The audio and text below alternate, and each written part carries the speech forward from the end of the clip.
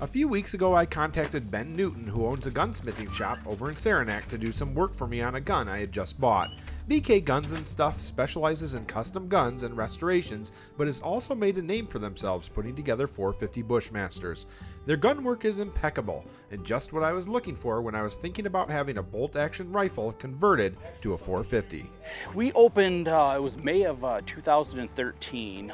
This is something that I did as a hobby for a lot of years before I actually became a gunsmith. Honestly, our little niche that we have is a few years back, we were looking at the market where the 450 Bushmaster was coming in. And, you know, the market was really limited with the amount of firearms you could get. You could get a lot of AR platforms, and there was guys out there doing like REM 700s and everything, but they were starting out at $1,200 to $1,500.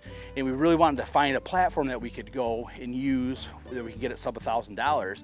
So actually Carter Thalison, kid that's worked for me for quite a few years, him and I sat in the shop one day talking, and it was like, you know something?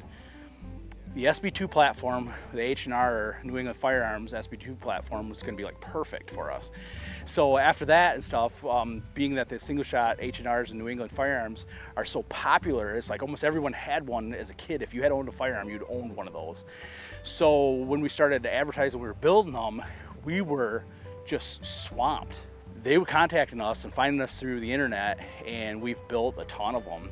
The rifle I had would start out as a 308 that I picked up new for under $300. It would be the perfect donor gun, only the action, bolt, and magazine would be used off this rifle. The barrel would be swapped out for a match grade machine, stainless, barbed wire fluted barrel. But before the barrel could be fitted, Ben would pillar and glass bed the action in a Boyd's gun stock. This would be crucial to help get the best accuracy out of the gun. The first step was to set the aluminum pillars before the glass bedding process. While the pillars were curing, the barrel was being worked on as well. Carter Thalison was coating the flutes on the barrel so that they would stand out. A little lathe work and the rest of the coating was taken off, leaving the flutes black in color.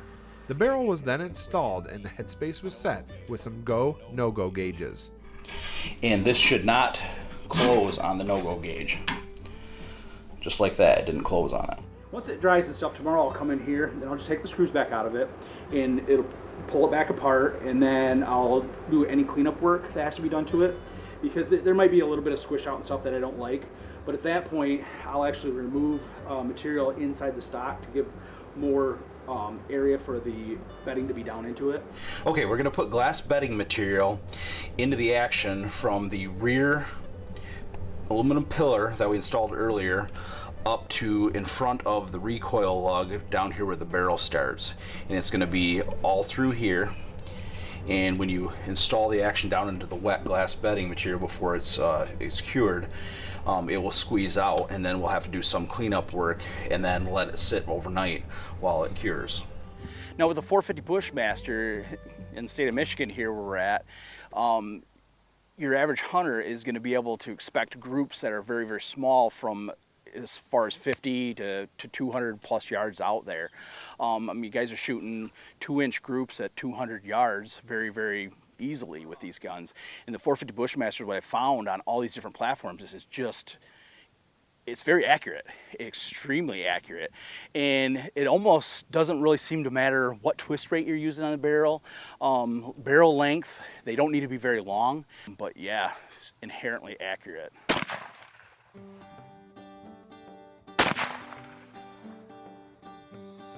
Oh yeah, that looks good. Well, what we did right there is a 2-shot sight in.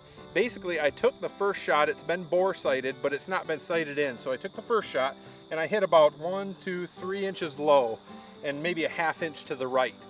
So what I did then was I put the crosshairs back on the bullseye and I moved my crosshairs down and to the right so it covered up my shot, my first shot.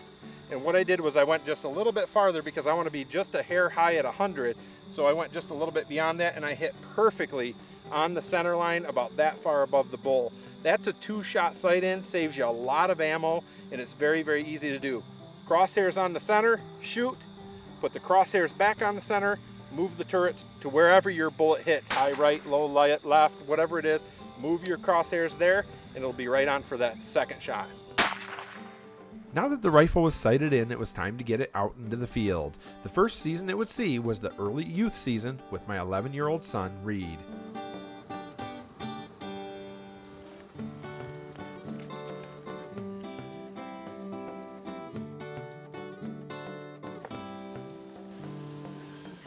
right now where you're sitting, right in between a river and a cornfield, and the deer like to walk right here on the edge of the cornfield. We have quite a few big bucks that keep walking right back there. They keep walking right here and going back over there. So I'm hoping to shoot one of those.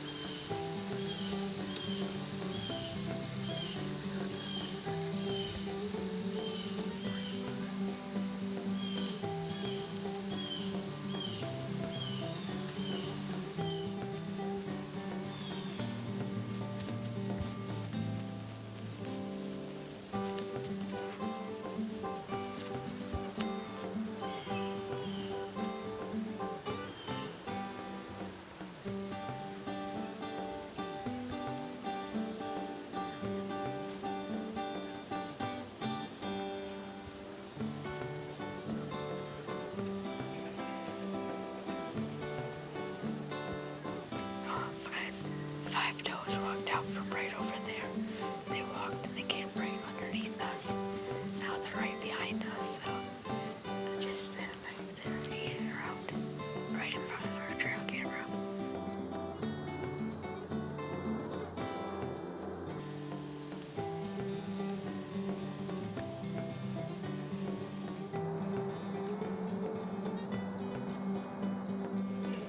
I hear something over there.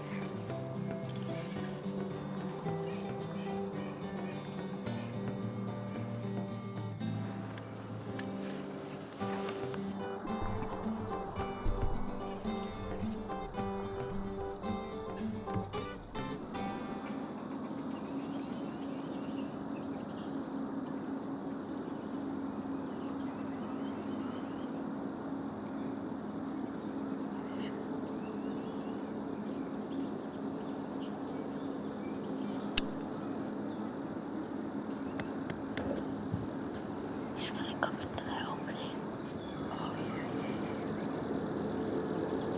Meh.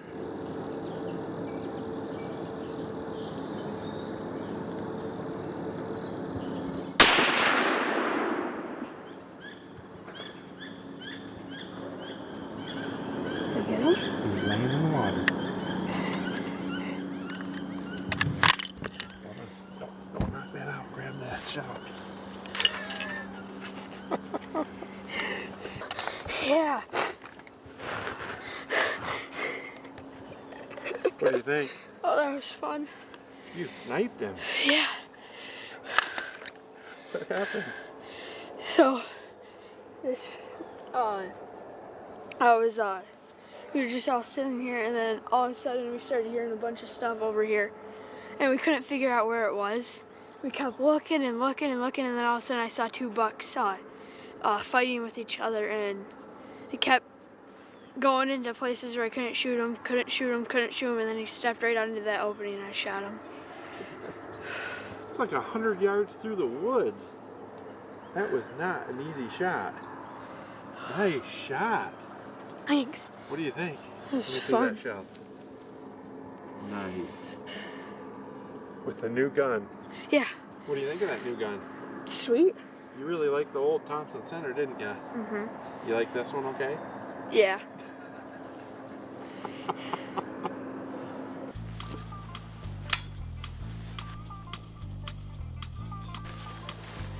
Now what are you doing? Now what are you going to do? Yeah.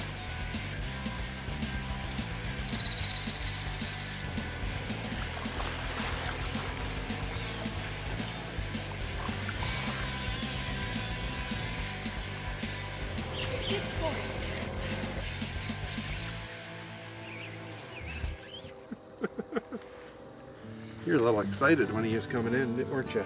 Yeah, I was really excited because we had been seeing a bunch of bucks all that much. We were seeing a lot of does, but just a few bucks, and they're mostly a lot of spikes. But finally, this one came in. I was really excited. You made a great shot. A little over 100 yards through the woods, across the river. What do you think? I think it's awesome.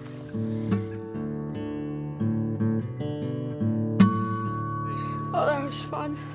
You sniped him. Yeah.